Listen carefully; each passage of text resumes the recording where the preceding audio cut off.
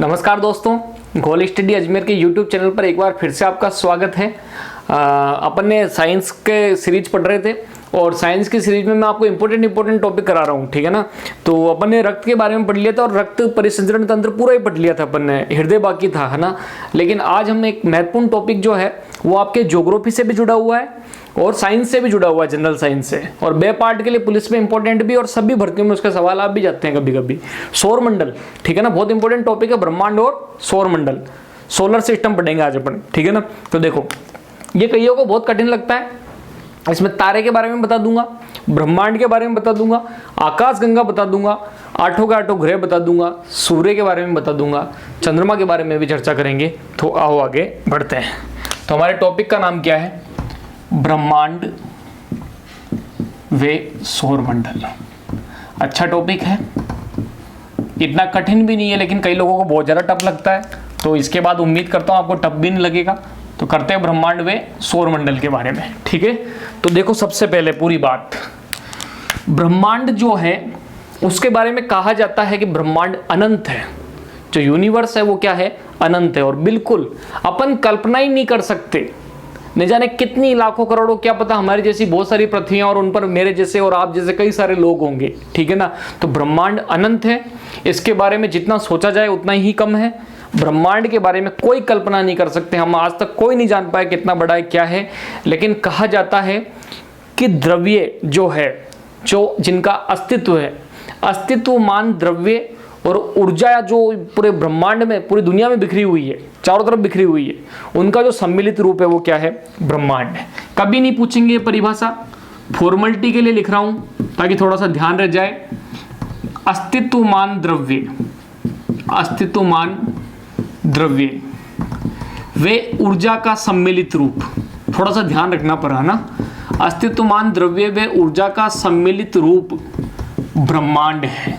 क्या है? ब्रह्मांड है, ठीक। यानी यूनिवर्स के बारे में कहा जाता है कि वो सभी द्रव्य जिनका संसार में अस्तित्व है। द्रव्य जानते हो क्या? मैटर। जो भी वस्तु स्थान घेरती है, जो भी वस्तु स्थान घेरती है और जिस वस्तु का कोई ना कोई द्रव्यमान होता है वो क्या होती है? द्रव्य होती है। जैसे ठोस के बारे में चर्चा करते हैं, द्रव्य की अवस्थाओं में द्रव, गैस, वैज्ञानिकों ने और भी अवस्थाएं खोज ली है, बोस आइंस्टीन कंडेंसेट, ठीक है ना, और इसके अलावा प्लाज्मा अवस्था, ठीक है ना। तो वो द्रव्य जिसका अस्तित्व है और संसार की जो ऊर्जा है, यूनिवर्स की जो ऊर्जा है, द्रव्य और ऊर्जा का जो सम्मिलित रूप होगा वो क्या होगा? ब्रह्मांड होगा। ब्रह्मांड के अंदर जब हम आगे बढ़ते हैं तो ब्रह्मांड के बारे में सीधी सी बात है, बहुत ज़्यादा भ्रांतियाँ रही थी शुरू से। हमारे पूर्वज लोग आज से हजारों साल पहले सोचा करते थे कि पृथ्वी जो है वो ही सबसे बड़ी चीज़ है और सूर्य, चांद सब उसके क्या लगा रहे? चक्कर लगा रहे। और यही बात एक सिद्धांत पे लागू होती है। एक अवधारणा आई थी, जियोसेंट्रिक अवधारणा। कौन सी अवधारणा? जियोसेंट्रिक अवधारणा। थोड़ी सी आपको क्या करना पड़ेगा, इसको ध्यान रखना पड़ेगा। आज के वीडियो में दोस्तों हम ब्रह्मांड की सामान्य जानकारी पर चर्चा कर रहे हैं। थोड़ा सा अजीब लगेगा टॉपिक, लेकिन मजा आएगा धीरे धीरे और बहुत अच्छा समझ में भी आएगा। तो सीधी सी बात है, अस्तित्वमान द्रव्य और ऊर्जा का सम्मिलित रूप क्या होता है? ब्रह्मांड। और जियोसेंट्रिक अवधारणा क्या है ब्रह्मांड की? तो देखो, पहले यह माना जाता था कि पृथ्वी स्थिर है। क्या मानते थे? पृथ्वी स्थिर है। और भाई साहब लोग ये कहते थे सूर्य तथा अन्य ग्रह, सूर्य तथा अन्य ग्रह इसके चक्कर लगा रहे हैं, इसके क्या लगा रहे हैं? चक्कर लगा रहे हैं। क्या ये बात ध्यान रहेगी आपको कि जियोसेंट्रिक अवधारणा जो थी वो ये कहती थी कि पृथ्वी स्थिर है। देखो, हमेशा एक बात ध्यान रखना, जियो शब्द हमेशा पृथ्वी के लिए आता है। जियो शब्द किसके लिए आता है? पृथ्वी के लिए। ज्योग्राफी का जो भूगोल होता है उसमें तो जियो आ रहा है, जियोग्राफी, भूगोल, और भू मतलब पृथ्वी, ठीक है ना। तो सीधी सी बात है, जियो शब्द किसके लिए आ रहा है? पृथ्वी के लिए आ रहा है। और नाम में भी आ रहा है सेंट्रिक, यानी पृथ्वी सेंटर में है। जियो सेंट्रिक, पृथ्वी सेंटर में, यानी पृथ्वी स्थिर है और सभी ग्रह और सूर्य यहाँ तक की किसके चक्कर लगा रहा है? पृथ्वी के। ये बात अब नहीं लागू होती, पहले कहते थे, ऐसे झूठ है ये बात, ठीक है ना। और ये अवधारणा किसने दी थी? आज से 1000 वर्ष पहले तक की बातें हैं। कभी नाम सुना आपने? टोलमी। भूगोल के बारे में बहुत जानकारी दी है टोलमी ने। मिडाइवल इंडिया का जब इतिहास पढ़ते हैं, मध्यकालीन भारत का इतिहास पढ़ते हैं, वहां भी आप टोलमी का नाम सुनोगे। ठीक, इसके अलावा अब एक नई क्रांतिकारी खोज आई और उस ज्ञानी आदमी ने, कभी नाम सुना कोपरनिकस, उसने एक बात बोली कि मूर्खों, पृथ्वी स्थिर नहीं है, पृथ्वी खुद गति कर रही है। और ज्ञानियों, पृथ्वी के सब चक्कर नहीं लगा रहे, पृथ्वी सूर्य के चक्कर लगा रही है। तो अब एक नई अवधारणा आ रही है और उसका नाम है हेलियोसेंट्रिक अवधारणा। इंपॉर्टेंट है। कौन सी अवधारणा? हेलियोसेंट्रिक अवधारणा। कौन सी अवधारणा आ रही है? हेलियोसेंट्रिक अवधारणा। ये क्या है? ये बहुत महत्वपूर्ण है। ठीक है, ध्यान रखना, सभी ग्रह तथा पृथ्वी, सभी ग्रह तथा पृथ्वी सूर्य के चारों ओर चक्कर लगा रहे हैं और यही बात आज हम पढ़ रहे हैं। ठीक है, तो ध्यान रखना, जियोसेंट्रिक की उल्टी है हेलियोसेंट्रिक, और यही ही अवधारणा अभी वर्तमान में क्या है, चल रही है बिल्कुल, और सही अवधारणा है कि सभी ग्रह तथा पृथ्वी सूर्य के चारों ओर चक्कर लगाते हैं। हेलियोसेंट्रिक अवधारणा। देखो, हेलियो शब्द हमेशा सूर्य के लिए आता है, ध्यान रखना, ग्रीक शब्द भी है। जियो पृथ्वी के लिए आ रहा है, हेलियो किसके लिए आ रहा है? सूर्य के लिए। तो हेलियोसेंट्रिक अवधारणा क्या कह रही है? सभी ग्रह और पृथ्वी किसके चारों ओर चक्कर लगाते हैं? सूर्य के। और बहुत बहुत महत्वपूर्ण सवाल, और ये आता भी है, किसने कही थी ये बात सबसे पहले? कोपरनिकस। किसने कही थी? कोपरनिकस। ध्यान रखना, टोलमी ने कहा जियोसेंट्रिक अवधारणा, और कोपरनिकस ने जो कही वो कौन सी है? हेलियोसेंट्रिक। आसानी से समझ में आ गई होगी, इस चीज में कोई लोड की बात भी नहीं है, ऐसा मुझे विश्वास है। इतनी बात हो गई क्या? ठीक है, आगे चर्चा करें। सौर मंडल के बारे में अपन आगे पढ़ेंगे, लेकिन एक चीज पहले बता दूं सौर मंडल के बारे में, कि कभी आपने सुना होगा आकाशगंगा, जिसको अपन कहते हैं गैलेक्सी, और हमारी आकाशगंगा का नाम है मंदाकिनी। कहते हैं कि ब्रह्मांड इतना विशाल है, इतना विशाल है कि अनुमान है कि 100 अरब आकाशगंगाएं तो होगी। कितनी आकाशगंगा? 100 अरब आकाशगंगा होगी ब्रह्मांड में कम से कम। कितनी? 100 अरब आकाशगंगा। और एक आकाशगंगा में ही 100 अरब तारे हैं कम से कम। सोचो, एक आकाशगंगा में 100 अरब तारे हैं, तो 100 आकाशगंगा का आंकड़ा कहां पहुंच गया। और हमारा सूर्य भी एक तारा है। मेरी इन 3 लाइनों से समझ में आ जाएगा कि ब्रह्मांड कितना खतरनाक चीज है, कितनी बड़ी चीज है, कि सूर्य खुद एक तारा है। जो सूर्य इतना बड़ा है, इतना विशाल है, हमारे सौरमंडल का राजा है, जो बहुत बड़ा द्रव्यमान है, पृथ्वी की तुलना में पृथ्वी से 15 करोड़ किलोमीटर की लगभग दूरी है, ऐसी 100 पृथ्वियों का जो त्रिज्या है 100 गुना, उतना बड़ा है सूर्य। और उस सूर्य जैसे 100 अरब तारे तो आपको एक गैलेक्सी में या एक आकाशगंगा में मिल जाएंगे। तो ऐसी 100 अरब आकाशगंगाओं की अपन कल्पना नहीं कर सकते कितनी बड़ी होगी। तो सीधी सी बात है, ब्रह्मांड अनंत है। अब सुनो, सौरमंडल। सौरमंडल में 8 ग्रहों के बारे में अपन पढ़ेंगे। पहले 9 ग्रह हुआ करते थे सौरमंडल में, लेकिन सबको पता है कि प्लूटो नाम का, जिसको अपन यम कहा करते थे, उसको प्राग नाम का एक जगह है चेक गणराज्य के, वहां प्राग नाम के शहर में जो सम्मेलन हुआ था, उस सम्मेलन में प्लूटो को ग्रह का दर्जा हटा दिया गया था और कहा कि प्लूटो ग्रह नहीं है। ग्रह केवल कितने हैं? 8। प्लूटो को ग्रह से क्यों हटाया था? क्योंकि जो ग्रह की परिभाषा है वो हम यही कहते हैं कि जो सूर्य के चारों ओर एक निश्चित पथ पर, जो सूर्य के चारों ओर जो निश्चित पथ पर तथा अपनी कक्षा जो है फिक्स, उसमें चक्कर लगाते हैं, उसको बोलते हैं प्लूटो। प्लूटो सबसे लास्ट में था। अब जब वो सूर्य के चक्कर लगाता था, सूर्य के चक्कर लगाते लगाते सबके चक्कर लगा लेता था, ठीक है ना। और उसके अलावा सबसे बड़ी बात, वो वरुण नाम का जो ग्रह अपन पढ़ेंगे, नेपच्यून, ठीक है ना, उसकी कक्षा को काट के आगे चला जाता है। अब खुद की लाइन में चल नहीं रहा और दूसरे की लाइन को काट रहा है, तो इसको ग्रह की परिभाषा से हटा दिया गया और अब एक छोटे ग्रह, बोने ग्रह के अंदर इसको रख दिया है। तो यम अब ग्रह नहीं है, प्लूटो अब ग्रह नहीं है। तो सौरमंडल के अंदर अपन क्या पढ़ते हैं? 8 ग्रह। केवल ग्रह ही नहीं आते सौरमंडल में, 8 ग्रह पढ़ेंगे। उपग्रह भी इसके अंदर आ जाएंगे सौरमंडल में। क्षुद्र ग्रह भी इसी में आ जाएंगे, जिनको क्षुद्र ग्रह कहते हैं, छोटे ग्रह। उल्कापिंड, उल्कापिंड भी इसमें आ जाएंगे। जानेंगे सभी ये क्या चीजें हैं, ठीक है ना। मजा आने वाला अच्छा टॉपिक है, बहुत अच्छा टॉपिक है। ग्रह, उपग्रह, क्षुद्र ग्रह, उल्कापिंड, और कभी नाम सुना धूमकेतु, ये सब सौरमंडल के अंदर आते हैं, ठीक है ना। और हेलियोसेंट्रिक अवधारणा आपको आगे, जियोसेंट्रिक भी आगे, ब्रह्मांड भी आगे, और सौरमंडल के बारे में इतनी जानकारी दे दी। और प्लूटो अब ग्रह नहीं है, प्लूटो या यम ग्रह नहीं है, ध्यान रखना। प्लूटो या यम जो है ग्रह नहीं है।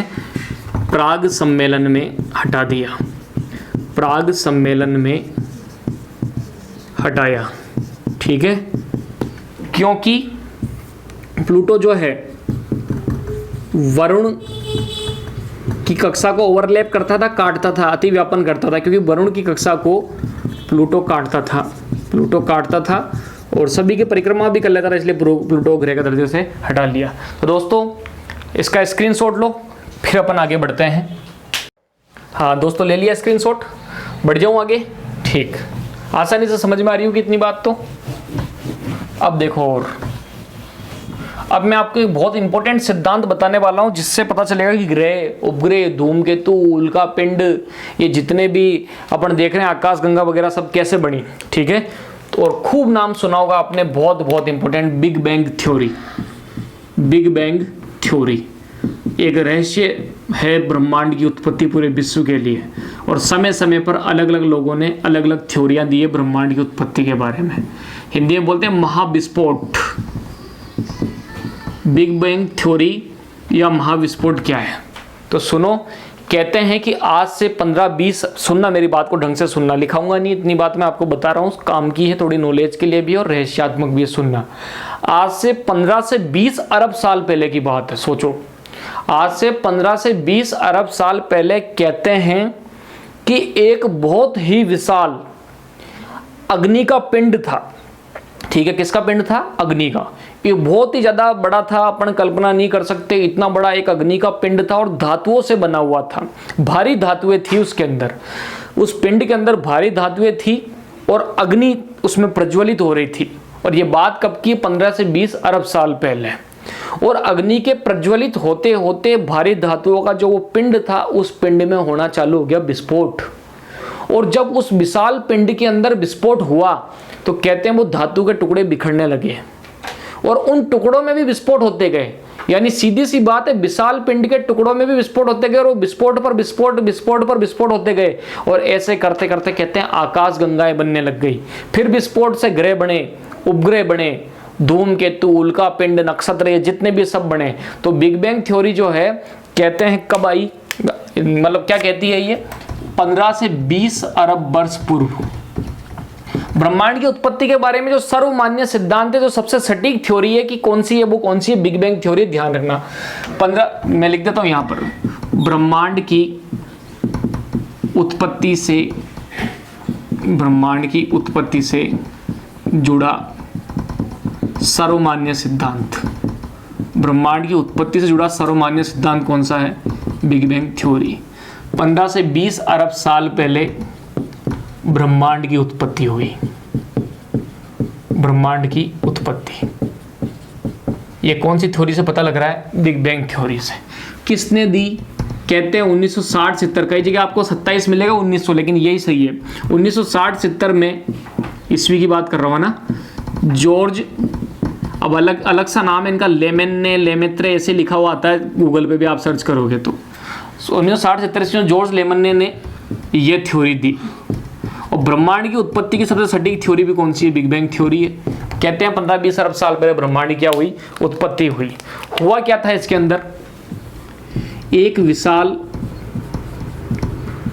भारी धातु के अग्निपिंड में क्रमबद्ध विस्फोट, यानी क्रमबद्ध का मतलब समझ गए, लगातार विस्फोट होते गए। क्रमबद्ध विस्फोट से ग्रह, आकाश गंगा वे अन्य खगोलीय पिंड बने। बहुत बहुत इजी लैंग्वेज में पढ़ रहे हैं अपन, बहुत ज़्यादा मेहनत करने के बाद टू द पॉइंट पे आया हूँ मैं इस चीज़ के लिए। वे अन्य खगोलीय पिंड बने। तो बिग बैंग थ्योरी इससे शॉर्ट में कोई नहीं हो सकता। ब्रह्मांड की उत्पत्ति का सबसे अच्छा सर्वमान्य सिद्धांत है, जिसको ज़्यादातर लोग मानते हैं। 15 से 20 अरब साल पहले उत्पत्ति हुई है।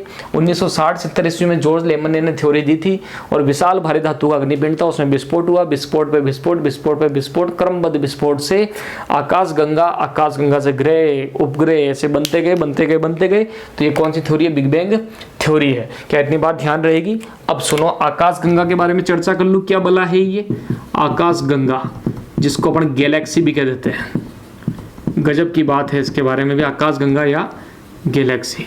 ठीक, ये आंकड़ा रटना नहीं है, पर नॉलेज के लिए ध्यान रखना।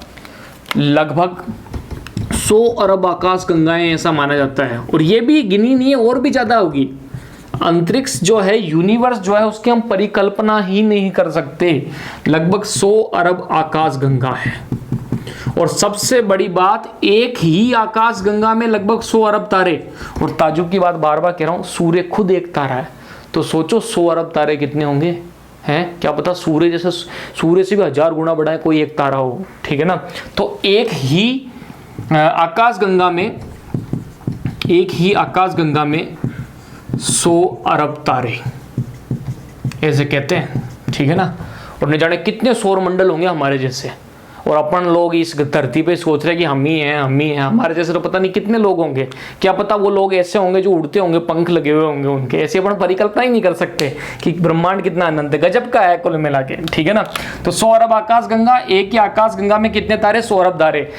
आजकल अपना जनजीवन इतना फर्जी हो गया है, कई बार छत पर बैठना रात के टाइम पर, तब पता चलेगा। अंतरिक्ष को देखना कभी आप अंधेरी रात के अंदर, कितना चमकीला दिखाई देता है। आपको अक्सर देखना एक लंबी सी सफेद लाइन दिखेगी, बहुत पूरी सफेद की सफेद होती है, ऐसा लगता है जैसे कोई नदी सी है। जितनी अंधेरी रात होगी उतनी क्लियर दिखती है आकाश गंगा। अब अपने तो प्रदूषण के कारण साफ नहीं दिखाई देती है ना, लेकिन आप कई बार जंगलों में जाओ, कहते हैं राजस्थान में सरिस्का का जो जंगल है वहां पर कुछ जगह ऐसी है जहां पर आकाश गंगा बहुत क्लियर दिखती है। आकाश गंगा में अरबों तारे, मतलब आकाश गंगा आपको रात के टाइम पूरी की पूरी उत्तर से दक्षिण दिशा में ऐसे सफेद सी लाइन दिखेगी, बहुत बारीक सी और बड़ी सी होती है। उस सफेद लाइन में आपने देखा ना, सफेद लाइन में वो जितना भी सफेद सफेद दिख रहा है ना, वो तारे हैं, अरबों तारे हैं, ठीक है ना। तो लगभग 100 अरब आकाश गंगा, एक ही आकाश गंगा में 100 अरब तारे। हमारी आकाश गंगा कौन सी है, मंदाकिनी। हमारी आकाश गंगा का नाम क्या है, मंदाकिनी है हमारी आकाश गंगा। ध्यान रखना इंपॉर्टेंट है, मंदाकिनी। इंग्लिश में बोलते हैं मिल्की वे, मिल्क यानी दूध ही तो होता है। हमारी आकाश गंगा क्या है, मंदाकिनी है। क्या इतनी बात ध्यान रहेगी, ठीक है। तो दोस्तों, इस वीडियो के अंदर बिग बैंग थ्योरी देखी, आकाश गंगा के बारे में भी हमने चर्चा करी। इस वीडियो में हमने थोड़ा बहुत सौरमंडल के बारे में भी जानने का प्रयास किया, और इसी वीडियो के अंदर मैंने आपको ब्रह्मांड, हेलियोसेंट्रिक अवधारणा, जियोसेंट्रिक अवधारणा के बारे में बताया। वीडियो ज़्यादा लंबा खींचे नहीं, इसलिए अगले वीडियो में तारे की उत्पत्ति बताऊंगा, तारे कैसे बने, फिर सूर्य के बारे में चर्चा करेंगे, और ऐसे करते करते आठों के आठों ग्रह के बारे में बहुत शॉर्ट में, बहुत इंपॉर्टेंट 2 डे पॉइंट अपन पढ़ने वाले हैं। तो वीडियो को लाइक शेयर सब्सक्राइब जरूर करना, ठीक है। और कोई भी अगर सवाल होता है ना जुड़ा हुआ, तो ये कमेंट बॉक्स इसलिए ही है आपके, ठीक है ना। मैं खुद यूट्यूब को दिन में 10 बार चेक करता हूँ कि कोई कमेंट आया हो, कोई सवाल आया हो, तो बिल्कुल जवाब दूंगा आपके सवाल होगा। तो कमेंट करो बढ़िया आराम से, कोई सवाल है, कोई भी जिज्ञासा है तो, ठीक है ना। कोई गलती हो तो गलती को पकड़ो, हालांकि गलती होती नहीं है, ठीक है ना। तो जैसे मैंने अभी वो रक्त का पिछला वीडियो बनाया था, उसमें मैंने 2 सवाल दिए थे करने के लिए, अभी तक 1 कमेंट आया केवल। सवाल को सोल्व भी नहीं कर रहे हो आप, ठीक है ना। तो फिर क्या मतलब निकल रहा है पठन और पाठन का। एक अच्छा पाठक ही एक पढ़ाने वाले को पकड़ सकता है कि कहाँ मिस्टेक हुई है, क्या हुई है, ठीक है ना। तो आप भी पूरा सहयोग करो, अच्छा पढ़ो और नए नए सवाल लाओ इन टॉपिकों से, ठीक है ना। पर ये भी नहीं कि फर्जी फर्जी सवाल लिया हो बिल्कुल जो पेपर में नहीं आवा है, ठीक है ना। तो अगले वीडियो में मिलते हैं, थैंक यू।